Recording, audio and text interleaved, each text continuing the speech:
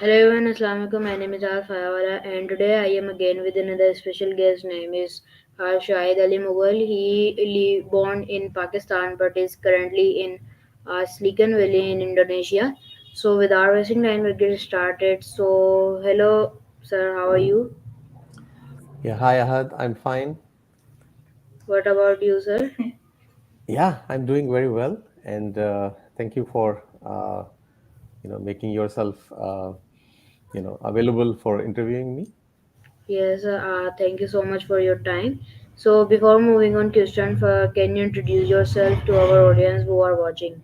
Sure, definitely. Yeah, my name is Shahid Ali. Also, I use Mughal as my last name. I'm from Karachi, Pakistan. I completed my education, early education, as well as higher education. I did masters in computer science from Karachi University, and I moved to US in Silicon Valley, California, in 1996, and I had been involved in many companies and startups and jobs. I have two kids. I am almost 50 years old, and my kids are grown up. Also, I have a small pet. Is a cockatiel, so you may actually hear him while we are talking. Yeah, that's it about me. Okay, nice introduction. So, first of all, can you tell me why are you leave Pakistan and goes to Indonesia and Silicon Valley? Mhm. Yeah, so I was happy. I was working right after my graduation and masters. I did an internship for a pharmaceutical company, Welcome Pakistan. This is a pharmaceutical company, and then after that, I started an engineering firm in Karachi. The company name was Zelen, and it was a very large organization across whole Pakistan. They had footprint in Karachi, Lahore, Peshawar, and major cities in Pakistan, and they were doing a lot of projects.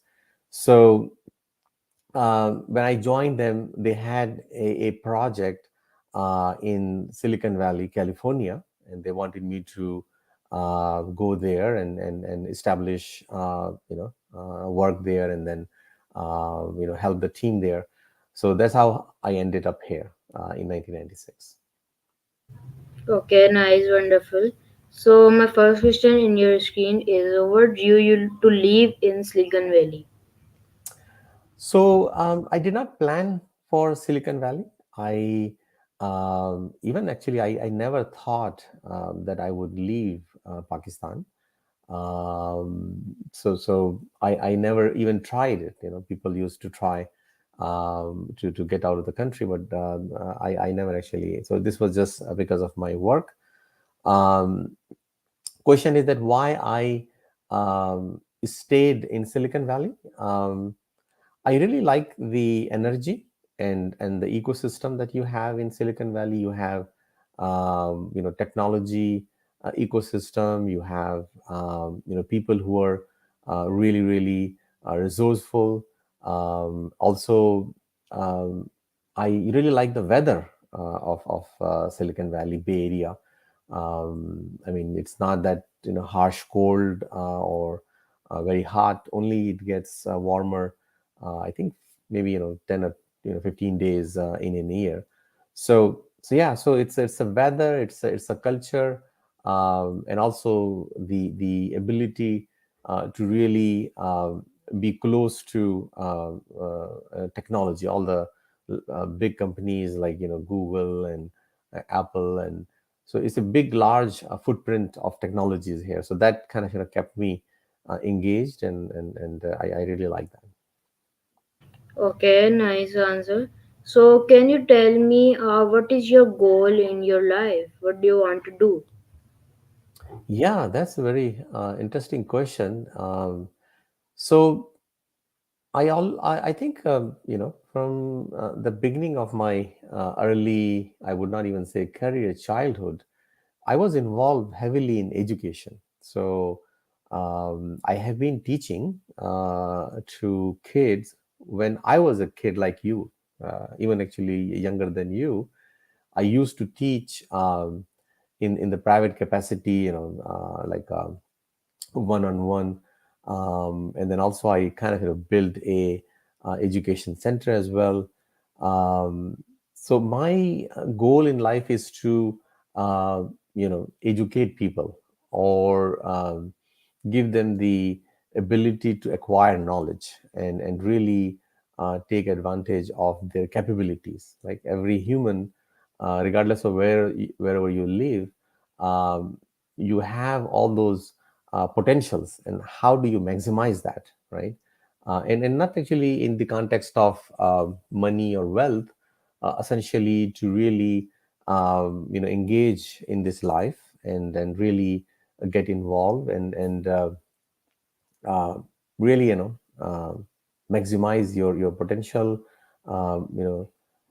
God actually has given you the faculties. You have powerful brain. You are the best creature on this planet earth. So how do you take advantage of it, and do better for her? So my goal is to really help people around the world to um, you know to be able to do that, and then if I can do in my capacity anything to expedite that, or so I have a lot of ideas to get that done, but the core goal is to really help people.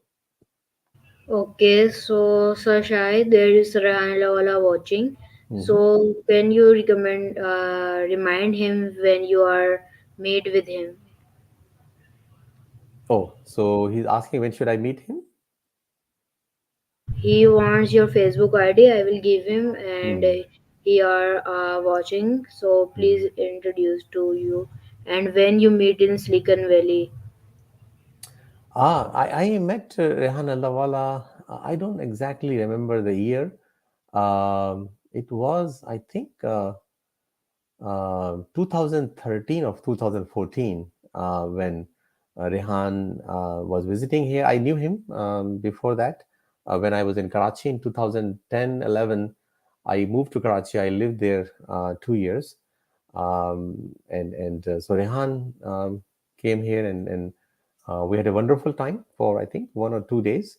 Would love to meet him when he comes next here. So anytime, let him know that whenever he comes in Silicon Valley, he can call me. He has my contact. okay, wonderful answer. So can you tell me, your goal is to educate people. So how you can educate people?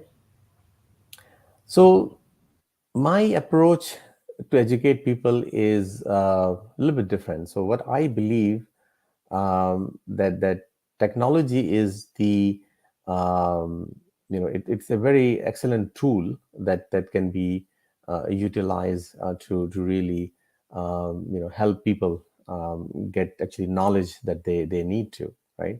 Especially in the Pakistan context, I see that we have almost 230 40 million people, right? And if you look at it, the uh, percentage of people who can read and write is very less. I don't know the exact number, but it is not. It is less than 50% people who can really read and write. So the old approach was that we will build schools traditional way. We will teach them, and then go through the normal course of teaching, and especially people who are grown up, to teach them also, it's very very difficult. But technology now allows us to essentially solve that problem, right? So if a person who is in their 40s 50s, or even older people who cannot read and write, but they can interact with the computer. So now actually you have this chat gpt, a large language model, and lots of applications are coming. So that would really remove the barrier where a person can um, connect with the knowledge. So they don't need to be able to read and write. Now they can talk in their language. So somebody in Pakistan can talk in Urdu language. They can ask question in Urdu language, and they can get the knowledge and the response. So essentially, the level playing field is completely open to everybody now. So the barrier that we have is no longer there. So that's my approach is, and I have been thinking this a very long time. But as the technology is improving, but I feel that the aspect that I feel is that what to be acquired, what knowledge to be acquired. That's a good question. So that's actually we have to, and this is where I have some initiatives, and I'm working on it.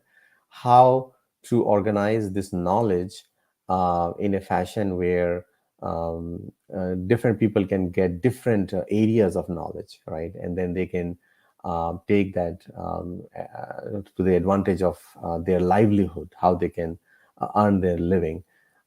So my focus is more kind of a um, how to enable people to acquire knowledge, and then really based on their potential, be interested and refine it, and then produce value. And when you produce value, then the money actually is just the side effect of it. So that's actually to answer your question in a summarized way, is that um, knowledge acquisition and the ability to take advantage of it in the context of where you are, wherever you are, whatever level you have, and then really provide some value to yourself, to other people, and people around you. Okay, a wonderful and great answer. So, can you tell me you are living in Silicon Valley? There is a big companies in this Silicon Valley. So, what things you are learned from Silicon Valley? New things. There is a Apple Vision Pro is coming, also coming in this Silicon Valley. And what new things you are learned from Silicon Valley? Very good question. So there are two aspects of learning, right? So definitely, you have some knowledge that you acquire um, over the period of time. So I would say that if I distill it down, what I learn is the um, how do I describe that? Like everything is possible, right? So that what I have learned, that if you set your mind for something that you believe in, right, and you work towards it, then you can achieve that. So that's the overall my learning is. And then how do you do that? That also is the learning, because one is that the overall understanding, but also the approach. So that approach is iterative approach, that anything that you want to achieve, you cannot get it in one shot. So what you have to do, you have to do it iteratively, means small steps. You have to continuously do one thing, and then second thing, and then be positive and focus, and you will get that. So this is, I think, that is the great learning that I have, and that helps me on my journey in this world on a day-to-day basis. Okay, wonderful. So my next question is in 2012 you're organizing a TEDx event. So can you tell me how I can organize a TEDx event in my school and what help you can do for me to organize this event?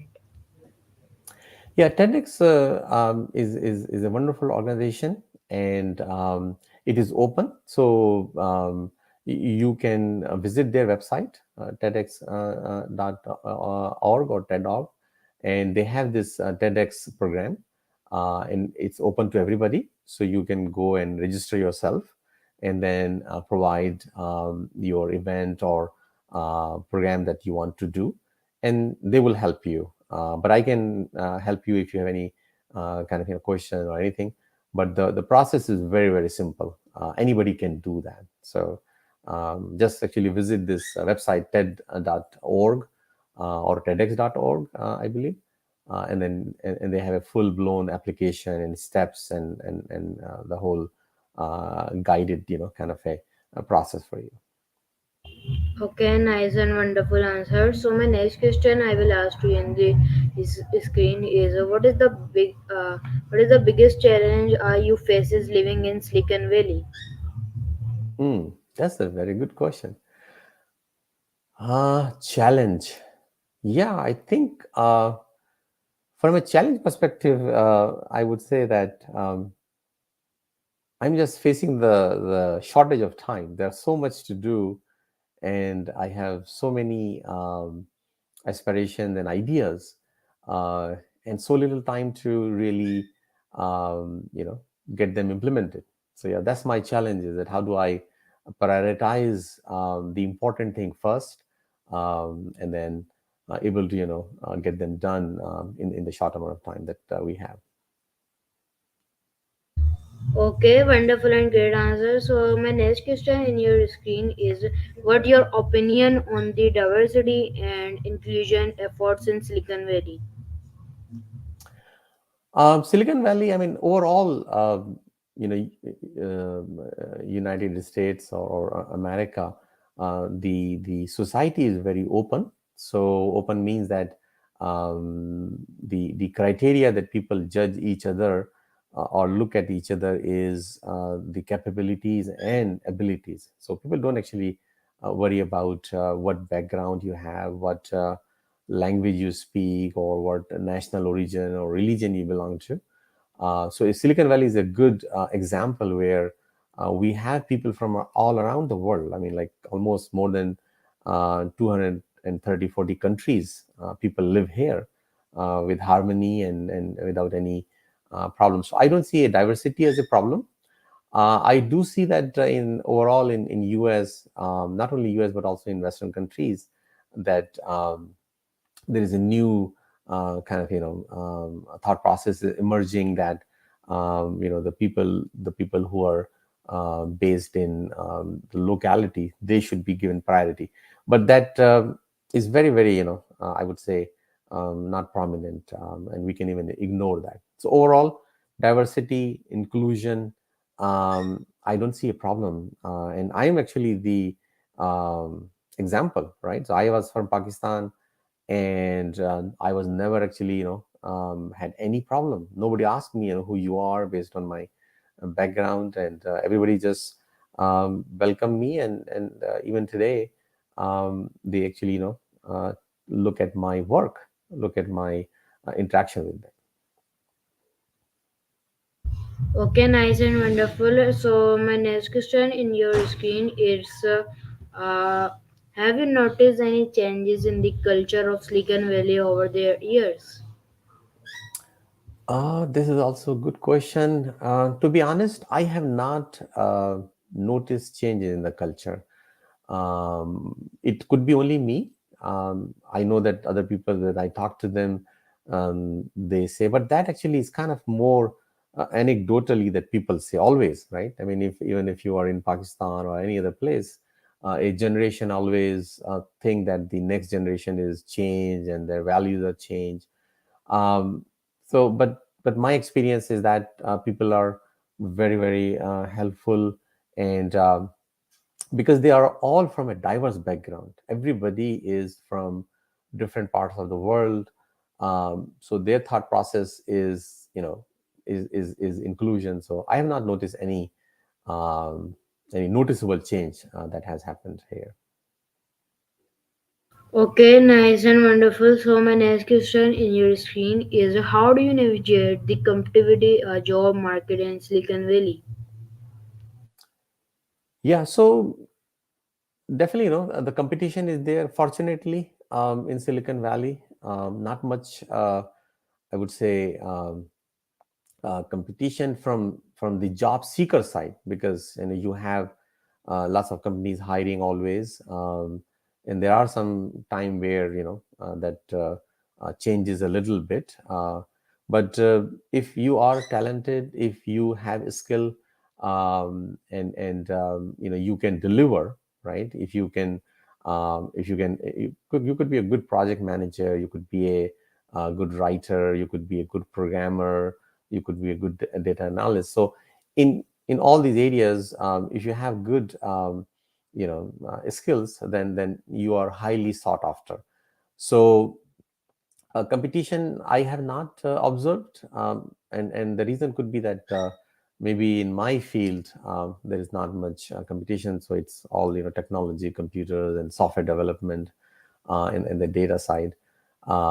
So, but I would recommend people who wants to approach Silicon Valley, whether remotely um, or physically here, is to just actually choose an area where these companies are working on, and then excel in it, and then you'll be doing good. So um, essentially, two factors are there. One is actually you are passionate about it, and then you are able to really deliver top-notch work that you can do.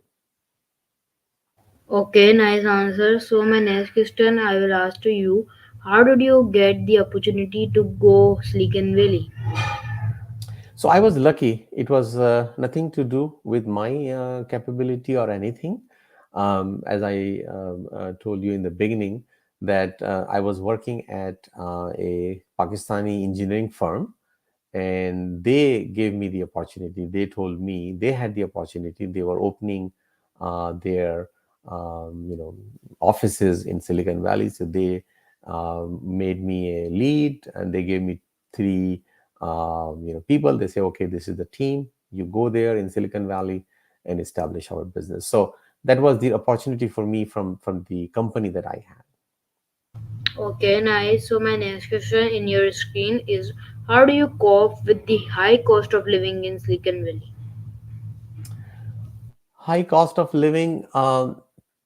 I actually, to be honest, it does not mean that I am, I don't worry about it. Cost of living has really increased, but with that, people's income also has been, increased. So in Silicon Valley, if you're living, your salaries, average salaries are higher than other part of the world, and even US, where cost of living is less.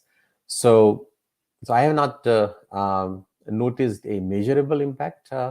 So I would say that for me, it is okay. I see that the gas price, like the petrol, used to be $1.50. Now actually it is $5. So I have moved to electric cars. So I have Tesla. So I don't actually go to the petrol pump, so I don't see that. But the cost actually, is still, I would say that it is a little bit, increased. But for me, it is not that a problem. So I would say I'm able to sustain. At least now, I don't see about know about the future. Wow, wonderful and great answer. So my next question in your screen is: how do you feel about the rapid pace of technological invention in Silicon Valley? Yeah, I think we are up to something. So this era that we are living, right? This 2022 post pandemic era, post COVID, um, especially the large language model breakthrough that happened in November 2022. I think that we are in a very fortunate time. Everybody, all the people around the even world, definitely Silicon Valley is leading. US has almost 85% of world's top technology companies. So I see that Silicon Valley is really contributing towards this breakthrough. Lots of products are coming, and this actually will change dramatically or drastically the way that actually we live and we work and we grow our food. How do we actually get the energy? So everything is going to change. So we are living in a very transformative time, and we are fortunate. You, Ahad, myself, anybody else that in your team, we should really take advantage of it. Each one of us can really, really contribute towards the betterment of the humanity, because I see that these technologies can really help people for wherever actually there is a gap is there, resource gap, knowledge gap, that can be solved with this one. It is akin to that we had in the old days. You had the if I don't know if you have read it or not. The I remember that we used to have those stories where somebody um, you know like kings and rulers, they used to have their libraries, and those libraries were not accessible. Only few select could get to those libraries, right? um, so that actually changed with the Gutenberg, right? When the Gutenberg in mid 1400 when that printing press got invented, that actually changed the whole thing. So same thing is now, this large language model has opened up knowledge to everybody. The level playing field for the technology, like in the past, that if you are a technical person, you had a competitive advantage because you knew things, right?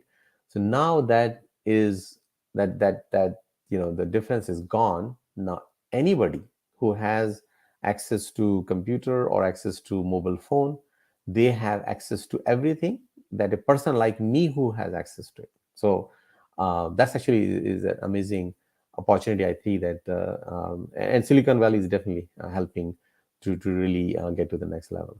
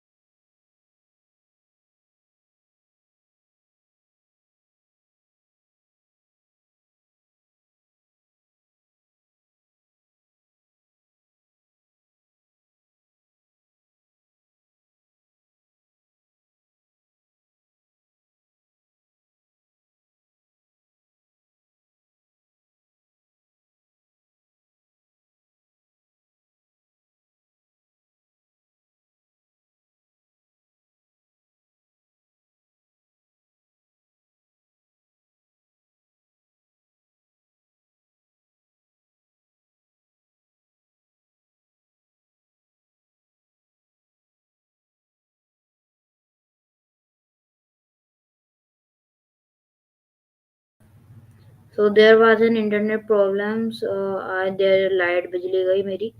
So I hope you like in interview. Allah Hafiz Pakistan Zindabad.